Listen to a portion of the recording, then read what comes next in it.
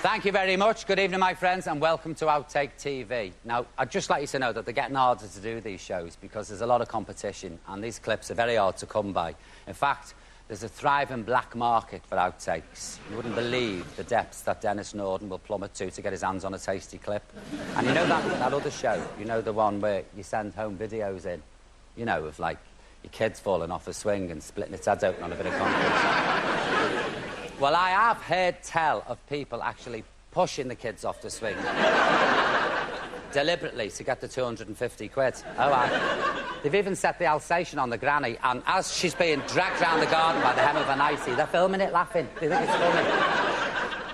But what I'd like to get my hands on is classic clips from the old TV shows, you know, like Blue Peter with Valerie Singleton. Apparently there's a shot of her, she's off her head because she's gone mad with the glue and she was making an advent calendar.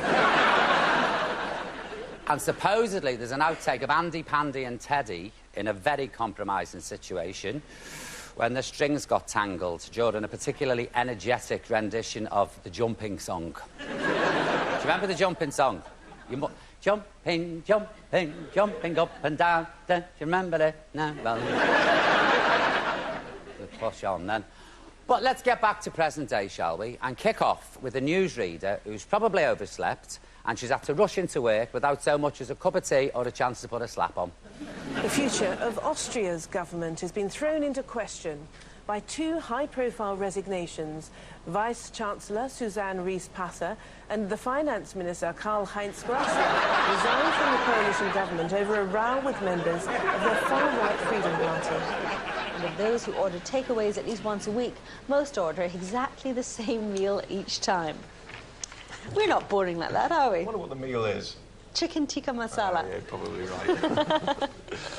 Right, that's a summary of the news this afternoon. Now, England's senior judge has told the BBC... Finally, the start of Day 7 at the US Open Tennis Championships in New York has been delayed because of rain. We'll keep you posted on any change throughout the evening, but that's all from me for now. Garant will have headlines for you at 8:15. Selina, thanks very much indeed. Now, the time is 8:15. There we are. Let's get the headlines.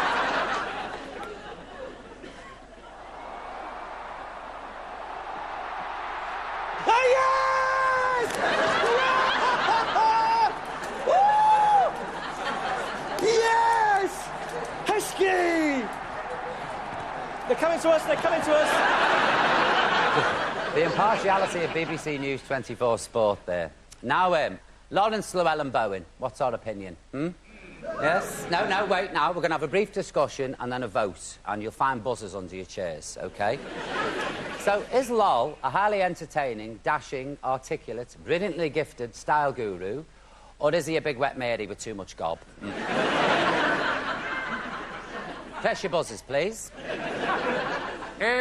And our studio audience says that Lol is, in fact, a big wet... Anyway. I'm impartial, to be honest, because I haven't got an opinion because I don't watch do-it-yourself programmes. I don't want to know how to knock in a fireplace and make an attractive surround for your television. I'm not interested. Anyway, the women folk do all that now, don't they? Eh? Thanks to Lol and all these programmes, all the fellas lie on the couch while the women are putting shelves up. You're being con girls! Cons! I'm hopeless. I did woodwork at school. And to be honest, a tree gave its life so I could make a little wooden boat this big. Months of planing and planing. And I could never make a joint. I couldn't. A dovetail joint, I mean, you know what I mean? All the chiselling, chiselling, chiselling. I hated it. Anyway, here's Lol. Outtake's. Targeting. Outtakes. Well, there are similarities, I'll grant you. That's a moulded version, and there's a stamped version of that. Now, what's weird is that it only happens in this 1676. Very old, all right? OK. The Ali G posse. Let's not react to them. Takes 3 minutes to do a circuit, OK? Do you think we can get it?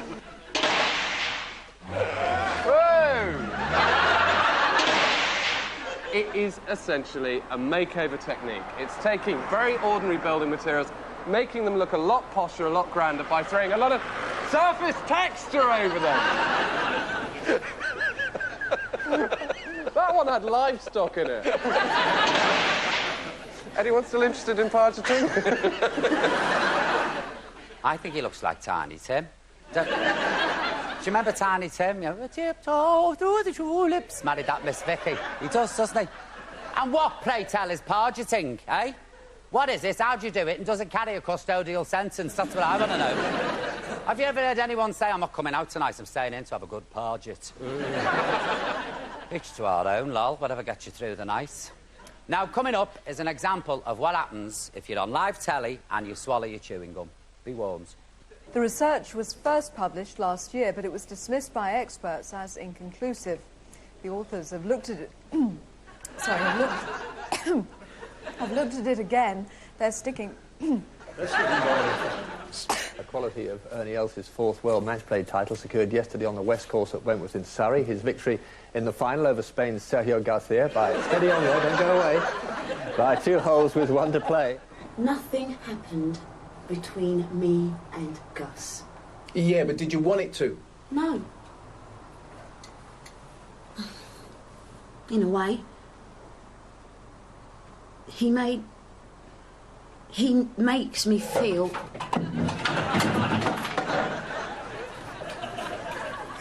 I'm falling apart here, help me out! Has my leg gone? What do they want? I want to speak to Hope Coram. Out of the question. Just a quick word. No, Charlie, she is in no fit state. It might help clear things up. Charlie, please, the woman... Absolutely incredible how you can think you pay £10,000 for something, alone own a house and land that cost a vast amount more than that. You know, it's ridiculous. I've invested a lot of money in that business. You just can't let it go. Really? I could have got someone to cover. I don't think so. Haven't we had enough of your bright ideas? Oh. Windy Wallace again. It's my foot. It was a slipper. Yeah, it was your slipper, we believe you. It's like, it was the dog, it wasn't me. Do you know, I did it on Richard and Judy. So, you know when you have to sit on the sofa and they're doing another item and you wait for them to come over? Well, I thought, little sly one. And it was a bit, you know, and I thought... And they came over to the sofa, seriously, and sat next to me, and I thought, what am I going to do? So I sort of gave Judy a dirty look. And then Richard gave her a dirty look as well. And she spent the entire show going, what? Wasn't me? Wasn't me? So, Judy Finnegan, if you're watching, I'm very, very sorry. Now, I don't know about you, but I frequently find myself standing in the kitchen asking myself, what have I come in here for? Do you ever do it? And then you have to go back in the front room and rewind the video to the exact thing you were watching to try and remember. I mean, I can't remember my mobile number. Yeah, I can remember my mum's co-op divvy number from, like, the year dot, 28171. That's sad, isn't it? But I'm not alone, though. Watch this lot. Alex, I'm... Sorry, but you can't remember your line. Because you're so busy trying to make luck. Whether this makes next year's statistics any brighter reading remains to be seen, but, says the authority, there's little point in asking the impossible. Emma Campbell, BBC South Today. Where? Kidlington. I only needed to say BBC South Today, I'm sorry. Zoe? Zoe? Do you know what you're doing to Dad and his family? There wouldn't be families if people didn't do what I'm doing. I fell for someone, that's all. What is the crime? That you don't care about anybody else? Yeah, in a minute, Jim. Oh, sorry, Nat. Sorry. How much did you spend? I've forgotten. Was it? No, I think it was £4.82. I was going to say 87, but there you go. Oh, it doesn't matter. Give or take a few p. No. Well, you have a bit of a think with Paul. I'm sure he's going to come up with something wonderful. You like that, don't you, Paul? God knows how I learn my lines in Emmerdale. I don't know, don't ask me. There's a lot riding on these new services for Virgin. The company needs to double its passenger numbers in order to pay for these new Voyager trains, and to do so it must overturn its current reputation as an operator with the least reliable services, and I can't remember the rest. Right, try again. Just stop there. How much stuff have those two women got on that train? Look, have a look. There's sarnies, there's flasks, there's magazines, there's just about there's a life support machine. What are they on, the Trans-Siberian Express or something? Where are they going? Must be a 10-day trip. All right, then. Resume. Thank you. Let me tell you this.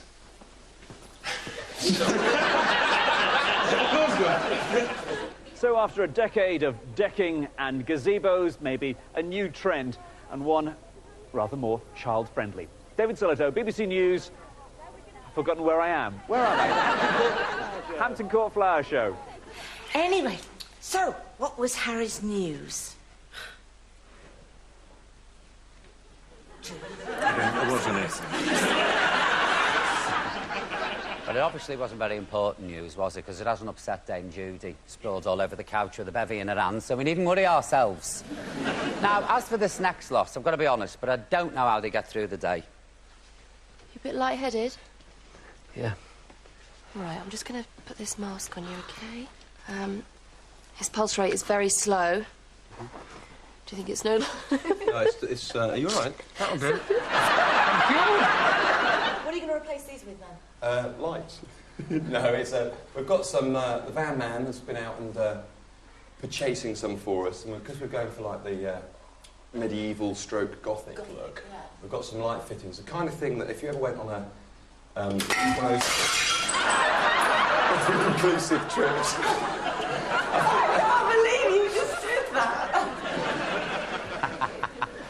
Now, you see, when we get to see the finished programme, they've edited all these disasters out to save face, and we're supposed to believe that it's all a doddle, all this DIY business, you know. It's slick and easy. I'm glad he broke that woman's valuable but tasteless glass lampshade. That'll learn him. Glad. I'm delighted. Now, the piece to camera is the bit in TV news where the egos, those news reporters just about manage to keep under wraps most of the time, can suddenly burst out with rage at the rest of the world, but its insistence on just going on when I'm trying to get this in the can! There are fears that the sheer number of revellers gathering in such a confined space could lead to somebody being crushed, or that someone following the other May-Day tradition of a large siren coming straight up the road towards us could lead to this piece to camera being wrecked once again.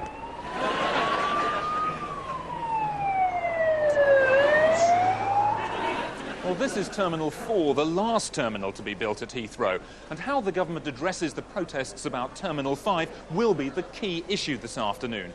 Will there be limits on the amount of noise to try and calm the residents either side of Heathrow? Will there be restrictions on night flights? And will the noise above me shut up so I can finish this piece of As soon as the results came in here, the celebrations started. Many supporters feel that this... As soon as this... What's going on? Hello? It's not going any other way. This is a roped-off area. Go round the back.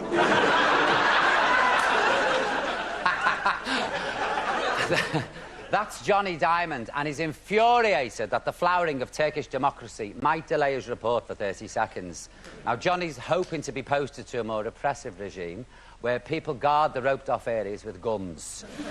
Now, in television, you really are spoilt. Honestly, you get all these celebs who moan about telly. It's a doddle, an absolute doddle, because everything's done for you. They feed you, they comb your hair, they wash your face, they even dress you. And after seeing this lot, you can understand why. Oh, sorry, this is my dad, this is Lloyd. Hello. Hello. This is Millie. Hello, Millie.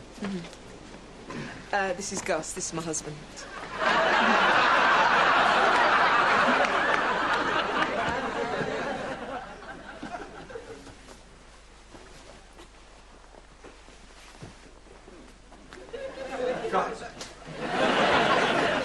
Just remember what I told you.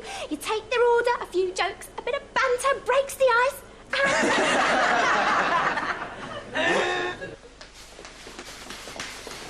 Excuse me. Sorry. I'm sorry.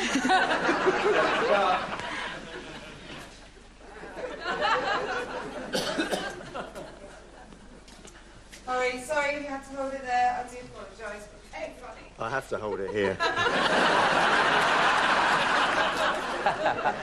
I don't know why that's tickled me, but it has. Now, I don't want to be rude, but some kids' television presenters can be a little bit smug, yes. And it'd be quite nice to see some of them get the comeuppance. Nothing too bad, you know? Just like a door in the face, or maybe a rugby ball in the head. Something nice. Well, it was certainly hard work, but unfortunately, I didn't get to play in a real game.